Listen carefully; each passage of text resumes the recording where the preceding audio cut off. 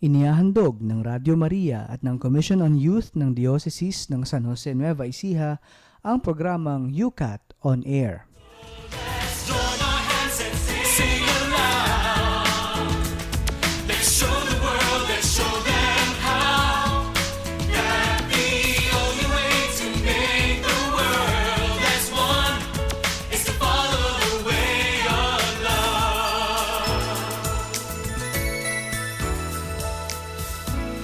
Maligayang pakikinig po sa inyong lahat. Ito po ang programang UCAT on Air na sumasahing papawid mula dito sa Commission on Social Communications ng Diocese ng San Jose Nueva Ecija at inyo pong napakikinggan live sa 99.7 FM Tarlac, 101.5 FM Cagayan at 102.1 FM Isabela. Tayo rin po ay napapanood via live streaming sa www.dioceseofsanjose.org at sa Facebook account ng ating programa, UCAT Study Group at facebook.com. Ito po si Kuya Jomar Luciano, ang inyong kayukat sa mga oras na ito. Wala po, hindi natin kasama si Father Richard, si ating Kuya Richard, sapagkat napakarami ng kanyang schedule sa araw na ito, kaya nag-excuse muna siya na dito sa ating programa. Pero meron po tayong dalawang napaka-espesyal na panauhin na suki na rin po natin dito sa ating programa at syempre magpapakilala po sila. Hello po, ako po si Maris, isa pong youth volunteer dito po sa ating katedral. Ako naman po si Don Ernesto Jimenez, isang Knights of the Altar dito sa ating katedral. Okay, so meron po tayo ngayong dalawang kabataan na kapiling upang patuloy na magnilay po sa katesismo ng kabataang Katoliko at para sa mas ikauunawa pa ng maraming mga katanungan na nasa isip ng ating mga kabataan sa ngayon. Sana sa pakikinig po ninyo sa amin ay higit pa kayong magkaroon ng pag-unawa tungkol sa mga katuruan ng ating simbahan. At bago po tayo magpatuloy sa ating programa, ay tayo po ay pangungunahan muna sa isang panalangin ng ating kapatid na si Maris. Sa ngalan ng Ama at ng Anak at ng Espiritu Santo. Amen. Panginoon, lumikha ng lahat ng langit at lupa, pinupuri ka namin at dinadakila sa oras na ito. Ikaw nga po ang may likha ng lahat ng bagay, gumagalaw o hindi, buhay man o hindi. Panginoon, dahil dito sa iyong mga ginawa, ay dinadakila ka namin at pinapupurihan.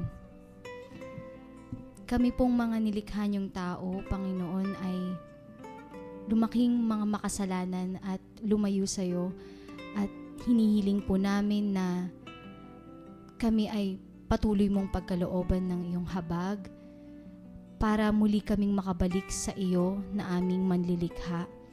Pinapasalamatan ka rin po namin sa lahat ng biyaya na ibinibigay niyo sa amin. Hindi man kami karapat-dapat sa lahat ng biyayang iyon ay pinagkakaloob mo sa amin ng buong puso. Pinupuno mo kami ng iyong grasya, Panginoon.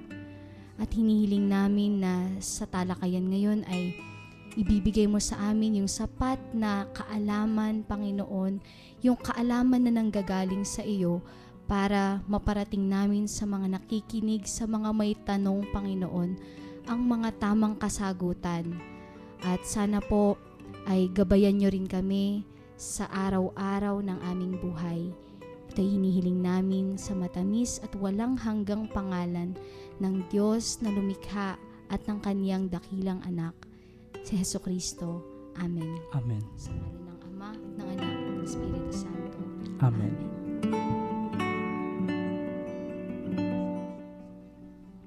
Maraming salamat, Maris, sa yung napakagandang panalangin, na very timely yung tema ng panalangin ni Ate Maris at malalaman mamaya ng mga tagapakinig natin kung bakit.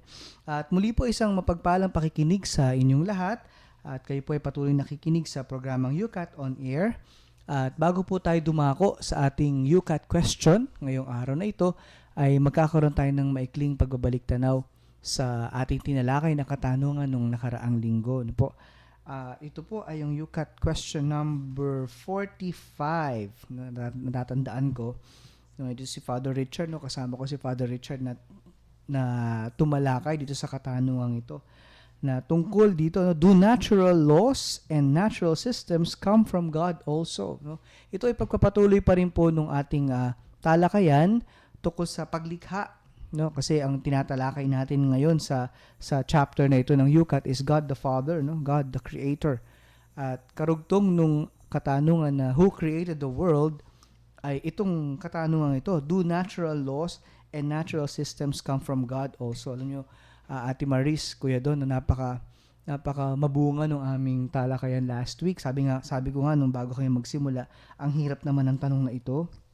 Parang hindi naman kayang sagutin, no, ng ating isip. Pero habang nasa talakayan kami, biglang lumalim at umusbong yung malayang pagbabahagi na, no, naging napakabunga nga. At ang sagot ng UCAT sa tanong na yun ay, oo, yes, the laws of nature and natural systems are also part of God's creation, no? Pinaliwalag natin noong nakaraang linggo na ang tao po ay nilikha o hindi nanggaling sa wala o hindi ginagabayan ng mga batas dahil kinakailangan natin ng mga batas o ng kaayusan sa buhay natin, no? Pati ang natural law at ang natural system, nakapasok tayo dyan. Hindi tayo hiwalay sa mga batas na ito. Dahil kung wala itong mga batas na ito, ay magkakaroon ng kaguluhan at disorder. Tinatawag na disorder. Ang nire-reflect natin dito is the God of order and beauty. Kaya nagkaroon ng mga natural laws at natural systems because God wants us to be in order.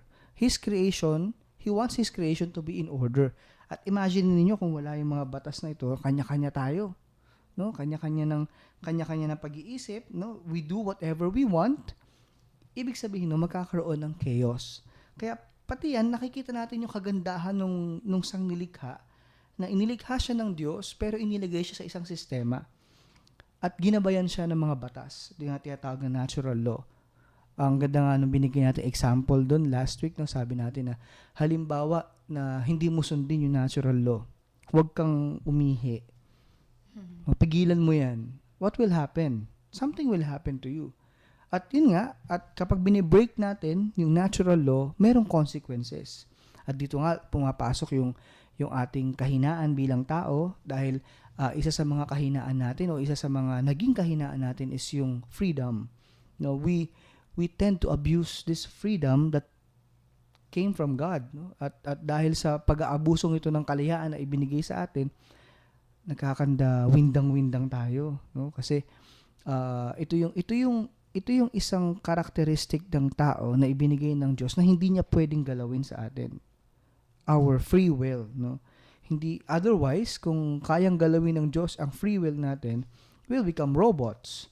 Pero hindi eh. Binigyan niya tayo ng free will upang piliin kung ano yung makakabuti sa atin at kung ano yung makakasama. So, inilalahad yan ng Diyos sa natural laws at natural systems. At napakaganda kasi, although last week, no, kinapos na kami ng oras, pero dalawa nga lang kami last week eh. Wala kaming guest, no, kasi very busy ang lahat ng mga tao. Kaya dalawa lang kami. Pero naging napakabunga pa na at kinapos nga kami sa oras, pero napakaganda ng aming talakayan. So ang all in all, ang naging bunga ng talakayan yun ay yung kaisipan na lahat tayo ay kabilang sa isang maayos na mundo, no? Na ginagabayan ng tinatawag na natural laws at natural systems. At dahil diyan, hinahamon tayo muli na tingnan kung nasaan ba tayo sa sistemang ito. Kung tayo ba ay tumataliwas sa natural na sistemang ito o nagiging sanhi tayo ng pagkasira ng natural laws, no? Hindi lang sa paligid kundi pati sa sarili natin. Sometimes we tend to abuse ourselves, no? Nakakalimutan natin yung natural law sa atin. Kaya nga nung pagluwas namin ng Maynila, no, we are so guided by the natural law. So, hindi kami masyadong kumain ng mga unhealthy food kasi that's against natural law, no? Ano lang kami, gulay, ganyan. Kasi that's perfect, no? Anyway, so, yun po. So, yun yung naging talakayan po last week. At ngayon po, ay pagpapatuloy natin yung yung pagtalakay tungkol sa creation. Ito sa mas malalim na pagtingin na sa creation story, no, na alam ko simula nung bata tayo, alam na natin yan, hindi ba? Sa katisismo natin nung tayo mga bata pa, natatandaan ko may kanta pa nga ito, nakalimutan ko na lang, natatandaan ko nung pinakita sa amin ito ng aming katekista, gumamit pa siya ng ng mga visual aids, no, nung the story of creation, no. At ngayon po babasahin po ni Kuya Don yung question muna, Kuya Don. Ano ba yung tanong natin ngayon? Question number 46. Okay. Why does the book of Genesis depict creation as the work of 6 days? Sabi dito, why does the book of Genesis depict creation as the work of 6 days? Bakit daw sinasabi ng aklat ng Genesis na yung paglikha ay gawa ng 6 na araw, tama? Ginawa ng 6 na araw. Ini-establish ng Genesis yung tinatawag na work week, no? Meron tayong work week, 6 days, and then we rest on the 7th day. Bakit daw ganun? Ano po yung sagot ng UCAT? Sige, babasahin ni Kuya Don. The symbol of the work week, which is crowned by a day of rest, no, is an expression of how good, beautiful, and wisely ordered creation is. Kanina po, during our opening prayer, nabanggit ni Ate Maris, no, na ang Diyos ay Diyos na lumikha, no. At totoo naman, no, sa aklat ng Genesis, mababasa natin diyan na meron talagang lumikha. Doon nga sa nauna nating mga talakayan, no, pinatunayan natin na lahat ng nakikita natin ay nilikha ng Diyos out of nothing, no? Ex nihilo, tinatawag na ex nihilo. Mula sa wala, lumikha ang Diyos. Pero kanina rin, no, habang bago po magsimula itong programa natin, kasi syempre tinatalakay na namin ito bago magsimula, no? Natanong ni Kuya Don, bakit daw 6 days? Pwede na lang 1 day, di ba? Kasi Diyos naman siya, pwede naman niyang gawin yan, isang snap, tapos na lahat, no?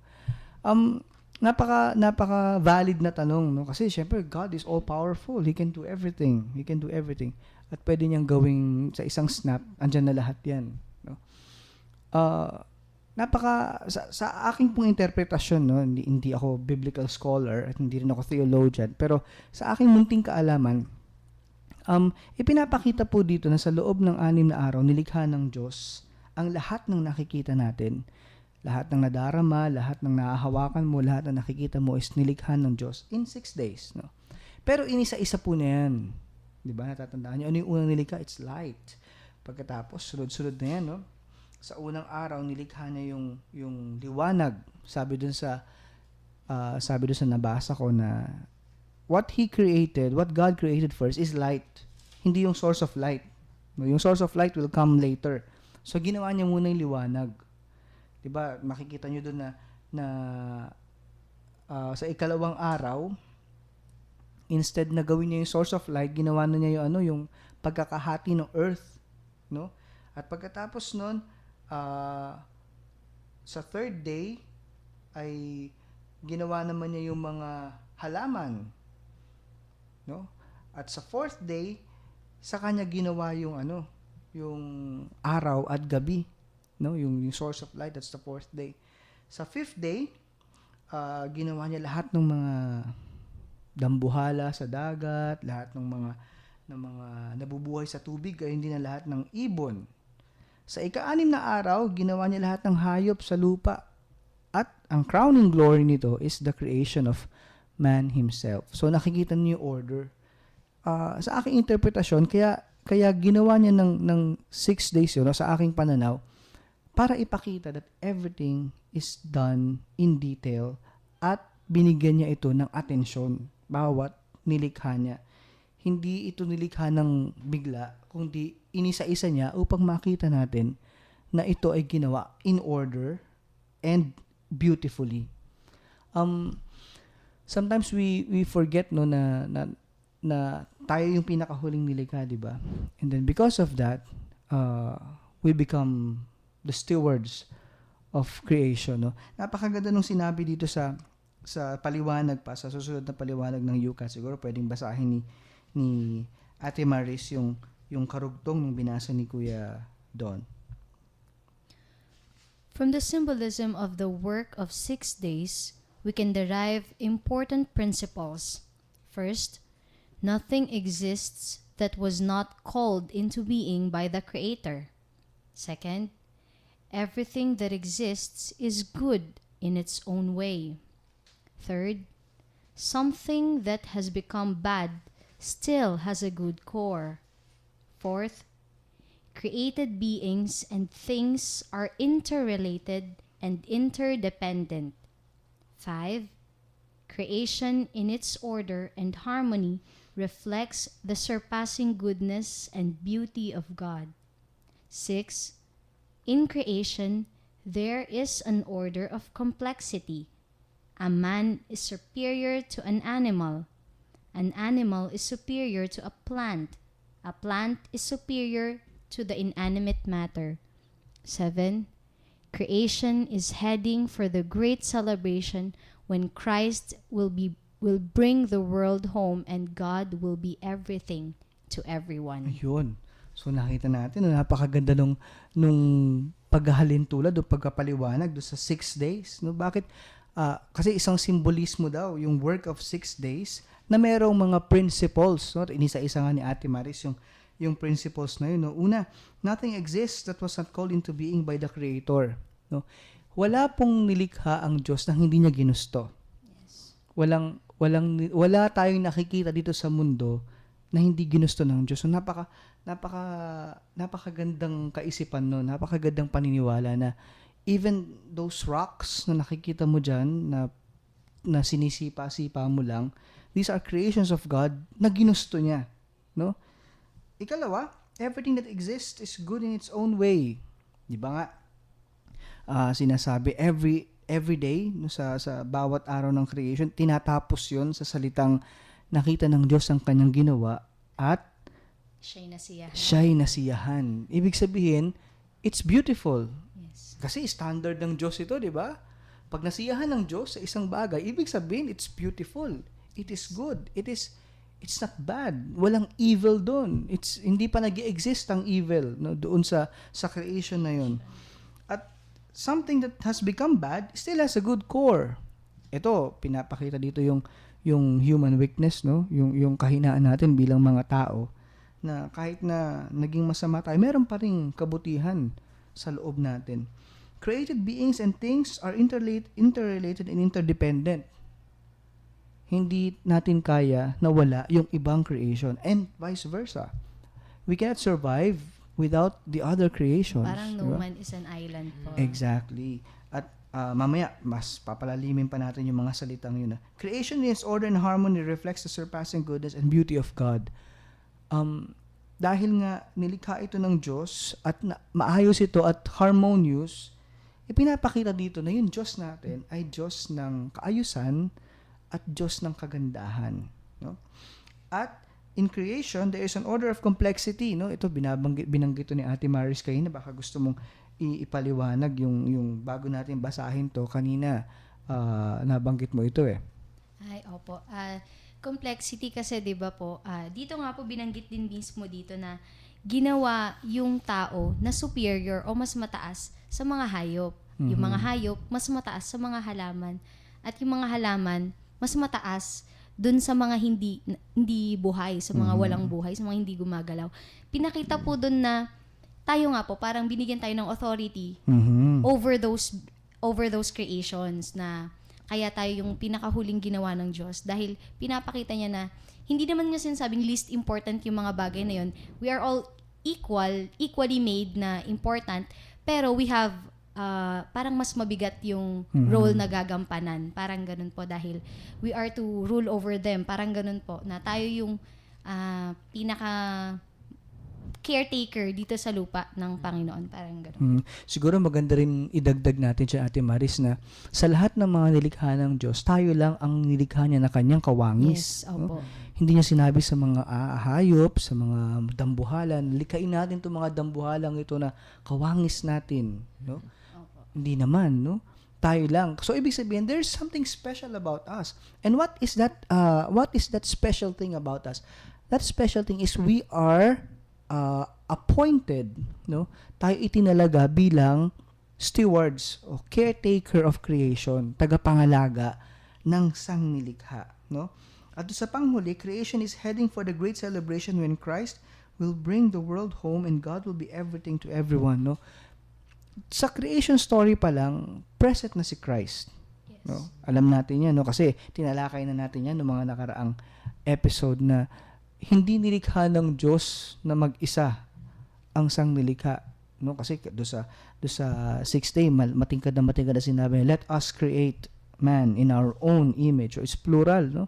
Hindi sinabi nga, I will create man in my own image, kundi let us. So ibig sabihin, meron siyang partner, and this is the precursor to the Trinity.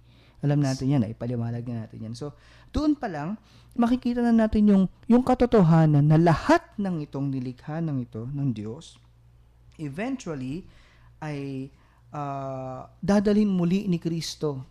Iaakit niyang muli sa Diyos kung saan makakapiling na natin ng Diyos habang buhay. So, kita niyo napakaganda nung order, nung pagkakalikha at yung kaisipan sa behind this, no? At isa sa mga nakakamangha pa rin na katotohanan dito, yun nga yung nabanggit natin kanina na binigyan tayo ng responsibilidad na pangalagaan ang anumang nilikha. Nakita natin yung complexity, no? We are superior to animals. Kasi kinakain siguro natin yung animals, hindi ba? Animals superior sa plants. Siguro kasi kinakain nila yung mga plants. Pero hindi naman kumakain ng mga bato, yung mga halaman. Pero ginagamit ng mga halaman yung soil. Di ba? To nourish them. So they are superior sa lupa. Nakita niyo yung order. At sometimes ito yung isa sa mga katotohanan na nakakalimutan nating mga tao, na we are responsible for this creation, for what God created for us. Actually, ginawa ito ng Diyos para to sustain us, no? Para palakasin tayo, bigyan tayo ng pagkain para mabuhay tayo. Kayo sa inyong pananaw, tayo ba mga tao sa ngayon, no? Nagagampanan ba natin itong responsibilidad na ito na pangalagaan o gawing kaaya-aya ang mundo na ginawa ng Diyos na maganda? Yun. Siguro para sa akin, kasi sa tuwing naglalakad ako sa kalsada, no, napapansin ko yung mga halos lahat ng kabataan na rin no, na kapag kumain sila ng candy, basta-basta na lang tinatapon kung saan-saan dyan. Tapos nakakita ng isang puno, pinaglambit nila, nabali. Kumbaga parang yung ginagamit nila, yung mga ginawa ng Diyos para sa katuwaan, kahit alam naman nila na di naman ito mabuti, di ba? So, yun. Parang kabataan, bilang isang kabataan, di ba, dapat ang isang hamon sa atin, kailangan tayo yung manguna, no, sa paggawa at pangangalaga, no, katulad na lamang tree planting. Kailangan nagti-tree planting tayo bilang isang kabataan kasi para sa ganun mas masuportahan pa natin yung kalikasan natin na ginagalawan, no? Para ito ay mas mapayabong pa at mapanatili itong maganda. Mm-hmm. So, yun.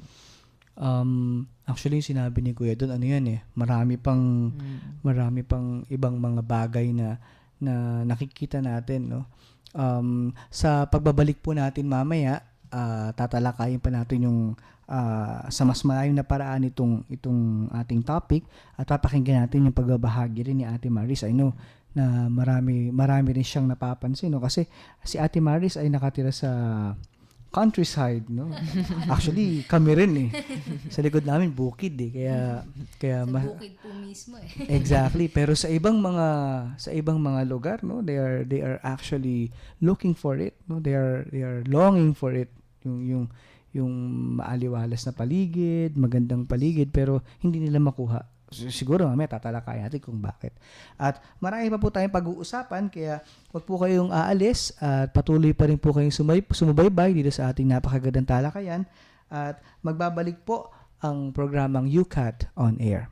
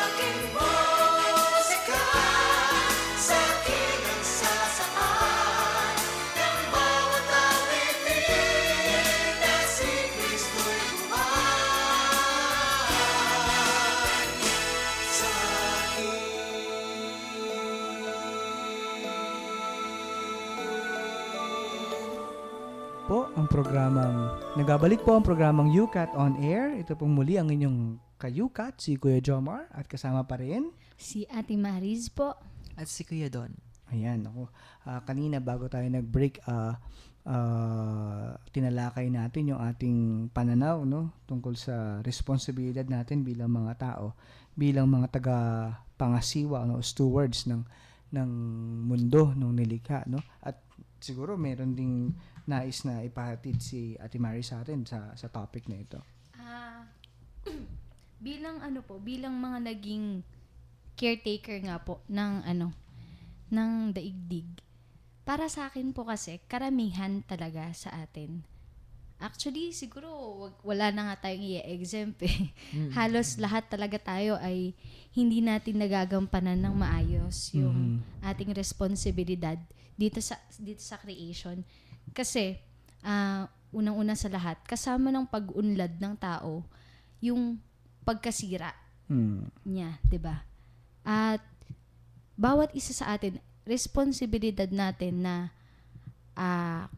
alagaan at higit sa lahat ay ingatan o ilayo dun sa mga taong gustong sumira.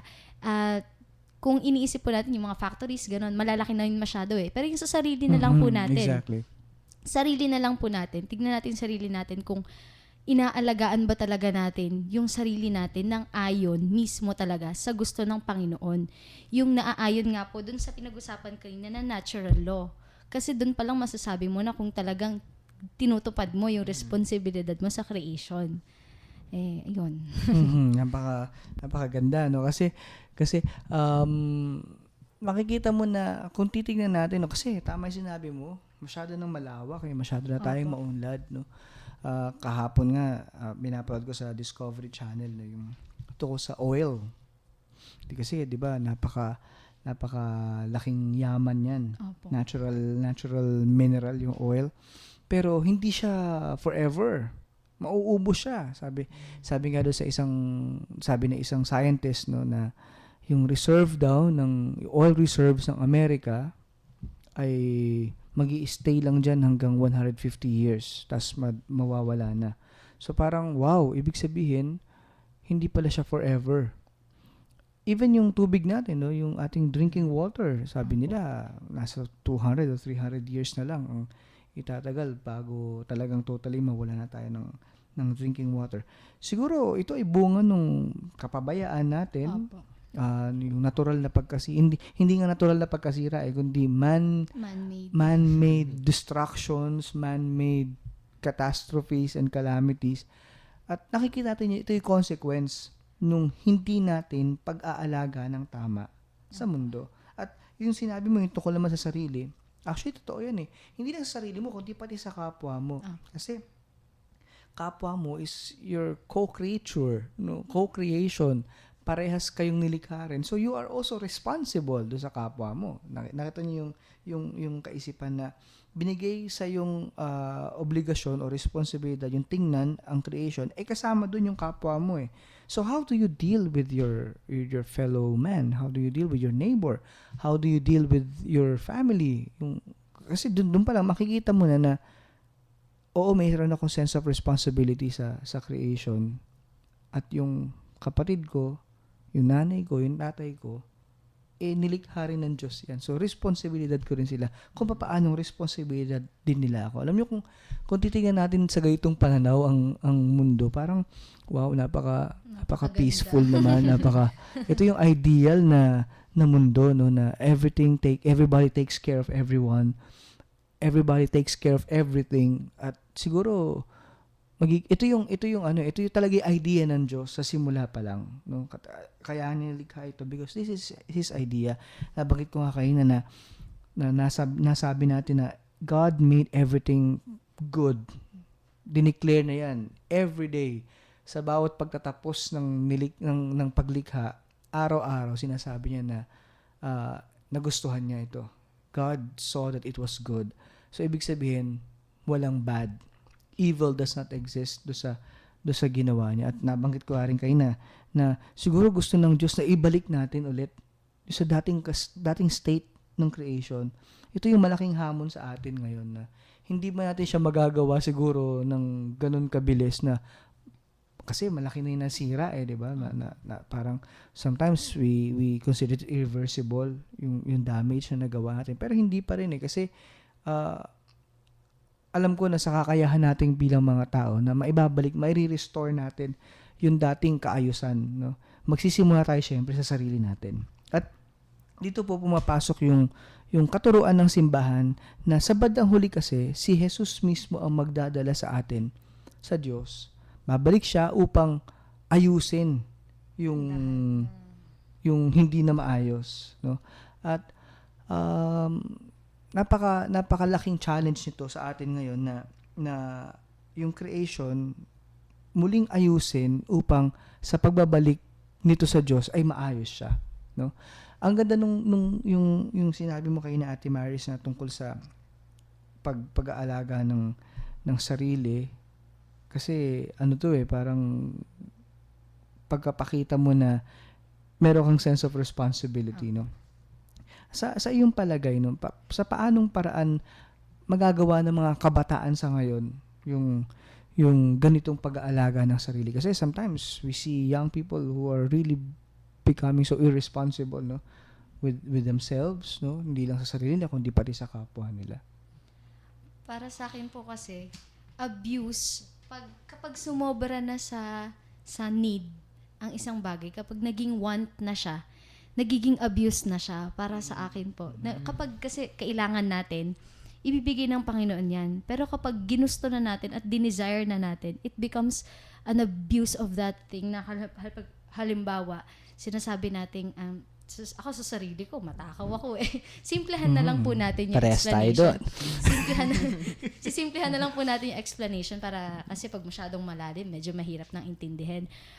Pagkain na lang po, it is our necessity. Talaga nga naman po na kailangan ng katawan natin yun to survive. But if it becomes desire na parang hindi na siya yung sa need talaga, it becomes more than that, parang para sa akin po, abusive. Para sa akin po, na-abuse ko na rin po yung sarili kong kakayahan na yung capacity ko po ay sumusobra na, parang inaabuso ko na rin yung sarili ko. Kaya nga po, nabibilib ako talaga sa mga taong magaling mag-deny ng mga bagay na gusto nila. Yung mga tao na yun, yung mga, lalo na po yung mga contemplatives, i-deny nila lahat ng bagay na pleasurable. Para sa akin po, nabibilib ako sa kanila na yung responsibility nila sa sarili nila, nabibigay nila, and at the same time, naibibigay din nila yung responsibility nila sa Panginoon. Parang ganun. Wow. Sa kapwa, ganun. Very good. Si Kuya Don. Siguro, ito yung pagkakataon sa atin na yung palaguin yung ating sarili. Kasi 'di ba, sa simpleng bagay sa gawain natin sa araw-araw, napakadami. Pagbulat na lang natin sa umaga, ang dami na nating responsibility, 'di ba? Unang-una, responsibilidad natin magdasal. Magpasalamat sa Diyos dahil buhay tayo, 'di ba? So, napakadami na nating responsibilities na dumadating sa buhay natin sa bawat araw, sa bawat pagising sa umaga. Siguro, ito yung pagkakataon na alamin natin sa ating mga sarili yung mga dapat nating gawin, di ba? Ako nga minsan ang tawag dito, nagsusulat ako, halimbawa, pagising sa umaga. Kung ano-ano yung mga, pagising ko sa umaga after ng prayer ko, sinusulat ko na yung mga dapat kong gawin. Sinusulat ko na yung mga responsibilidad kong dapat gawin sa sarili ko, di ba?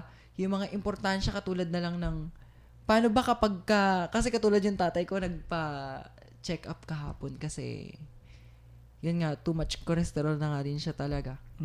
So, abuse ang tawag. Abusive yun. na. Kaya ngayon, gumagawa ako ng listahan ko ano lang dapat niyang kainin. Wow. Yun. Wow. Nang sa ganoon, di ba Sisig. yun? Sisig. Ganon kaliit lang na Tiempo.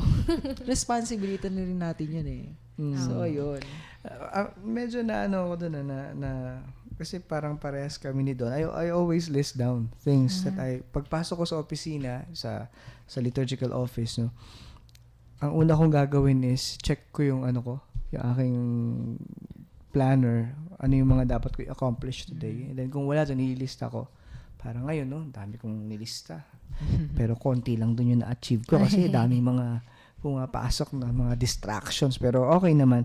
Parang bumalik sa pag-iisip ko yung sinabi natin kanina na that God is a God of order. Opo. No? At kaya niya ginawa itong 6 days na to because He wants everything to be in order. And siguro He wants that also to be reflected on us. Opo. Isang napakagandang pagkapakita ng kaayusan, no? Simple lang yung maging maayos ka sa sarili mo, 'di ba? If you are if you put yourself in order, nare-reflect mo ngayon yung Diyos mo na lumikha sa iyo out of beauty, no? Dahil ginilikha ka niya ng maganda. Naaasar ako halimbawa sa mga kabataan ngayon na hindi man lang marunong magligpit ng pinaghigaan nila, na hindi man marunong magtiklop ng kumot o kaya mag-ayos sa bahay o yung sarili nila kasi parang ano to isang paglabag ba? Doon tawag doon sa paglabag doon sa kaayusan na gusto ng Diyos. Nakita mo nga, 'di ba, nilikha niya ang mundo ng maayos. Siguro isang hamon sa atin din 'yan, no, na maging maayos din. Cleanliness is next to godliness. Yun, kita mo? Napaka perfect and appropriate ng kasabihan na yun that cleanliness, actually meron nang sinasabi na cleanliness is godliness. If you are clean, you reflect the God in you na malinis at maayos. So, isang hamon ulit yan sa mga kabataan natin na dahil ang Diyos natin ay Diyos ng kaayusan at Diyos ng kagandahan, aba naman, ipakita mo yan sa sarili mo. Maging maayos tayo, ka naman. creature na Exactly. galing sa Panginoon, ginawa ang kawangis niya. Totoo yan. No? We are created in His image and in His likeness. Pangit naman kung nakikita mo, di ba, ipinapakita mo sa tao o sa kapwa mo na hindi ka man lang maayos, hindi ka man lang magsuklay, hindi ka man lang... Aray ko po, hindi rin po kasi ako nagsusuklay. pero maayos naman yung buhok mo, di ba? Pero kasi may mga kakilala ako na pinapabayaan nila yung sarili nila na gano'n na lang. Parang, wow, sabi ko, pwede naman siguro humarap sa salamin at tingnan mo yung sarili mo na parang pakiramdam ko tuloy, parang ang baho-baho mo na, gano'n. Sana naman na iayos mo yun kasi you want people to see the God-like image in you. Yun ba yung gusto mong ipakitang Diyos sa kapwa mo? Di ba? Siyempre, hindi. At nai-reflect din yan sa pagkilos din natin. No? Sa pakikitungo natin sa kapwa, sa pagsasalita natin. No? Sometimes, dyan tayo mahina sa pagsasalita. At magaling lang tayo sa tawag doon, yung patagong pakikitungo, pero yung totoong nakikita natin o yung totoong pinapakita mo ay fake, no? Ako, maraming ganyan. Kumbaga ngayon. plastic, ano? Yeah, bawal yan sa San Jose. At sa marami pang ibang lugar. No? Ayun, isang paraan natin yan para mapangalagaan natin yung ating mundo, no? Kaya, yun, patuloy na hamon sa atin, no, mga kabataan na siguro tingnan nating mabuti itong tinatalakay natin ngayon, no, yung sana dito sa pagtalakay natin na ito ay maunawaan natin na nilikha tayo ng Diyos, una because may purpose yun, may dahilan, sabi nga dito sa di ba? Nothing exists that was not called into being by the Creator.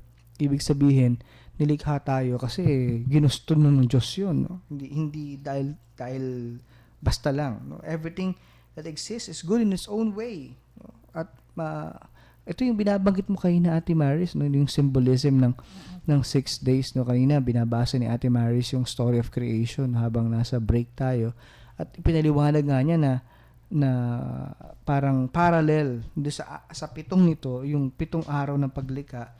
Ito nga yung binasa natin kanina, no, yung una, nothing exists that was not called into being by the Creator, no. Paano bang pagkakaintindi mo Kasi doon? po, nothing exists that was not called into being. Kasi yung nga po sinasabi natin, ang wika ay napaka-powerful. Dahil sinabi lang ng Panginoon na magkaroon ng liwanag and there is light.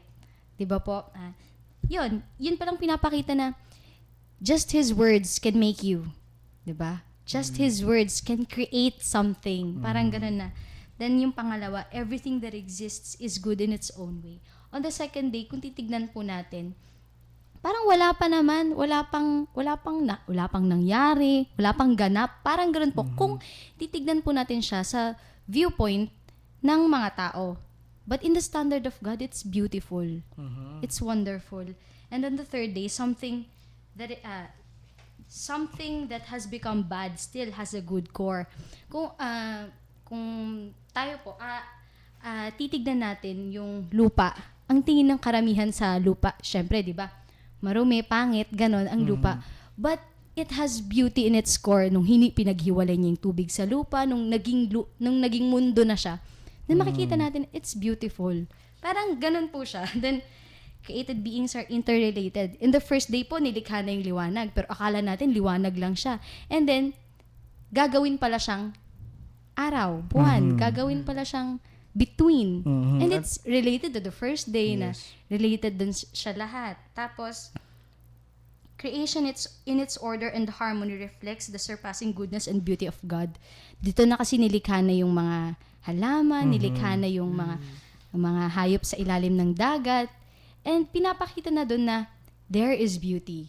Now you see, in the viewpoint of human, there is beauty. And then ika-anim po, dito lang po yung complexity, yung sinasabi nga po natin kayo na hierarchy ng mga nilikha ng Panginoon, na huli nga pong nilikha yung tao, and dun na po, binigay sa atin yung responsibility dun sa mga ginawa niya pang iba. And then the seventh day, He rested. Dito pinapakita po talaga na yung ginagawa po natin ngayon. On the last day of the week, minsan po titignan natin first day of the week siya, we have to rest because that day is for God. Parang ganun po. Yeah, it's beautiful, no? At sa atin pong pagbabalik, no, magkakaroon tayo ng paglalagom at muling pagtalakay dito sa ating napakagandang topic sa oras na ito. Wag po kayong aalis at magbabalik po kaagad ang programang UCAT on Air.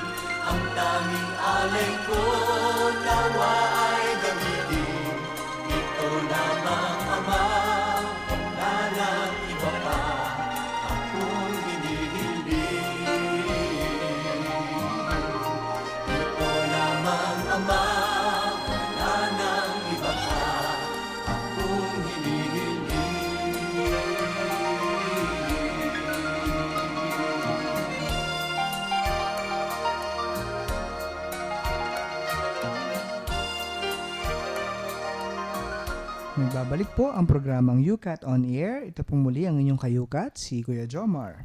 Si Ate Maris po. At si Kuya Don. Ayan, ako salamat po.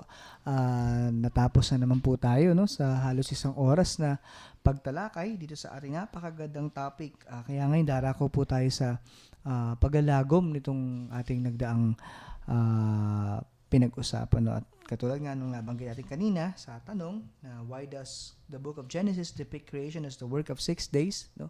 Ang sagot ng UCAT kasi gustong ipakita dito na ang Diyos ay na yung paglikha ay isang expression kung gaano kabuti, katalino, kaayos, kaganda na ginawa ng Diyos itong mundo, no? At doon nga makikita natin yung pagkakasunod-sunod nito na binigyan niya ng detalye ang bawat nilikha. Hindi niya ito nilikha ng one snap, kundi pinaglaanan niya talaga ng pag-iisip, ng pagmamahal, ng kagandahan, at inisa-isa niya na gawin ito. At ang pinakahuli dito ay yung paglikha niya sa tao, kung saan ipinagkaloob niya sa tao ang responsibilidad na pangalagaan ang buong sangnilikha. No, yung binanggit niya ni Ate Maris kayo tungkol sa hierarchy, yung complexity of creation, na ang tao ay higit sa mga hayop, ang hayop ay higit sa mga halaman, at ang mga halaman ay higit sa mga non-living things, no? At nakikita natin kung papaanong binibigyan talaga ng responsibilidad ng Diyos ang tao upang pangalagaan ito, no? At nabanggit din natin kanina na hamon sa mga kabataan ngayon na pag-isipan nito, pagnilayan nito na tayo ay nilikha at binigyan ng nilikha sa wangis niya, nilikha sa ayon sa kanyang larawan, at binigyan ng responsibilidad na tingnan, pangalagaan, no, protektahan, ipagtanggol ang sangnilikha laban sa mga naninira dito. At huwag na tayong lumayo sa ating sarili, no? Siguro magandang pag-isipan din natin na ang sarili ko ba ay isang refleksyon ng Diyos sa kapwa ko.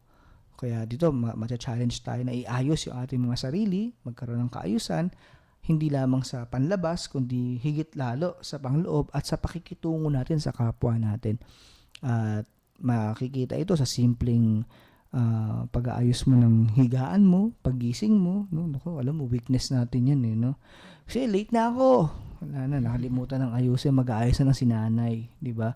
Yung mga nanay natin, napaka maaayos sa mga tao niyan, Siguro, maganda na mai-share din naman natin sa kanila na tayo rin ay mayroong kaayusan sa buhay. Kasi ang Diyos natin ay Diyos ng kaayusan at kagandahan. So, yun yung dapat nating i-reflect sa sarili natin. So, ngayon po ay darako na tayo sa mga pagbati. Baka mayroon po kayong gustong batiin ating mga guests. Hello po sa inyong lahat. Binabati ko po lahat ng nakikinig at patuloy na sumusuporta sa ating programang UCAT on Air. Binabati ko rin po lahat ng kabataan. Gising na. Ang dami nating dapat malaman, ang dami nating dapat itanong. Nandito na po yung sagot. Ako, salamat Ate Maris. Yun. Durugtungan ko lang po yung sinabi ni Ate Marisa. Sa ating mga kabataan, sana tayo sa ating muling pagbangon, sana tayo ay maging mas karapat-dapat para sa lahat ng nilikha. At binabati ko rin yung family ko, yung COA, mga kapatid kong COA, at saka yung mga kalugar namin dyan. Sana mas mapagbuti pa natin yung Clean and Green program natin dyan. Wow, meron pala kayong Clean and Green program, ha? Yes. Hindi ko alam yun. Sa mga bakuran po, kanya-kanyang tapat. Ayan, Linis, kita linis. mo, yun ay ekspresyon ng yung pangangalaga sa mundo, no? Ako gusto ko pong batiin ang mga miyembro ng Diocesan Youth Coordinating Council ng ating diocese, ang mga nakikinig po na mga youth leaders ng ating diocese. Hello sa inyong lahat, at ganoon din sa mga youth leaders ng Gitnang Luzon, no? At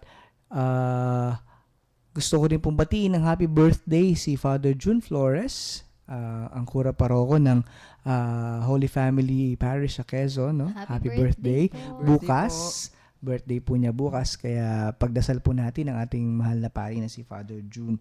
At ganoon din po, nais kong batiin ng aking family na syempre nakikinig po ngayon sa mga oras na ito. So yun po.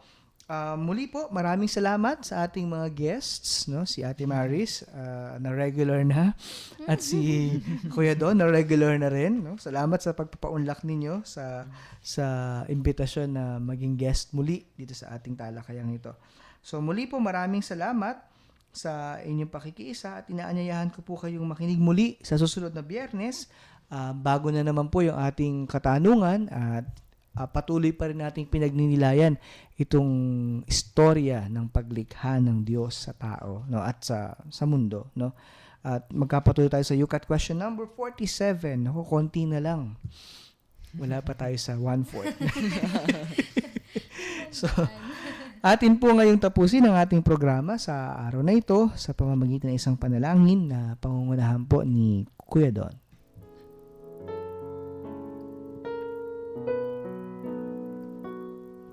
Sa ngalan ng Ama, ng Anak, ng Espiritu Santo. Amen. Minamahal naming Diyos, kami po ay nagpupuri sa iyo sa oras na ito. Panginoon, patuloy mo po kaming patawarin sa anuman pong pagkakasala. Kung kami man po ay naging sanhi ng pagkasira ng mundong iyong nilikha. Panginoon, maraming salamat po sa araw-araw na ipinagkakaloob mo sa amin. Maraming salamat po sa lahat ng nilikha mong napakaganda at hindi matutumbasan ni numan.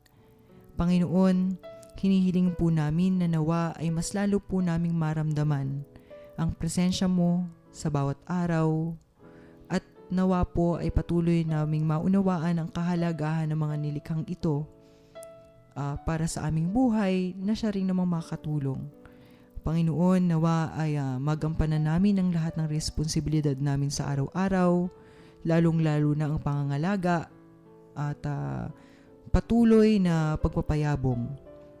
At ito lamang aming hinihiling, Panginoon, o Diyos, sa pamamagitan ng pangalan ni Jesus, ito'y aming dinadalangin. Amen. Amen. Sa naman ng Anak ng Espiritu Santo. Amen. Amen. Maraming salamat po. Ito pong muli si Kuya Jomar ay inyong nakayukat ngayong oras na ito at nakasama pa rin natin si Ate Maris at si Kuya Don. Hanggang sa susunod na Biyernes, magkayukatan pong muli tayo. The only way to make the world as one is to follow the way of love. I wish that all the wars would